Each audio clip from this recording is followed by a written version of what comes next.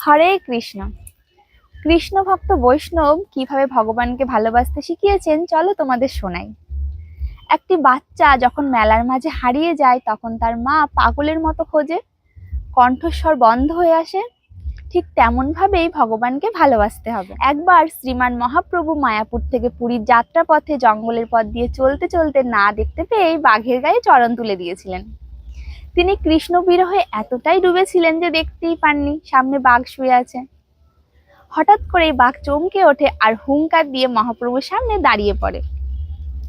এদিকে মহাপ্রভু যখন সামনে বাঘ দেখতে পান তখন তিনি দুই হাত তুলে কৃষ্ণ নাম করতে করতে বাঘের দিকে এগিয়ে যায় আর বলেন, তোরা উদ্ধার হ, অন্তরে কর এই নাম আর নৃত্য কর।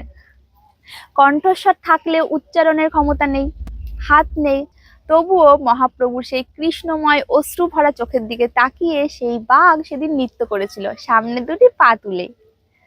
সে ছিল এক অপরূপ দৃশ্য। জঙ্গলের বাঘ, হাতি, হরিণ, গাছপালা সবাই মিলে কৃষ্ণ প্রেমে নৃত্য করছিল। তাহলে উচ্চারণ করার ক্ষমতা থাকতে আমরা কেন পিছিয়ে থাকবো?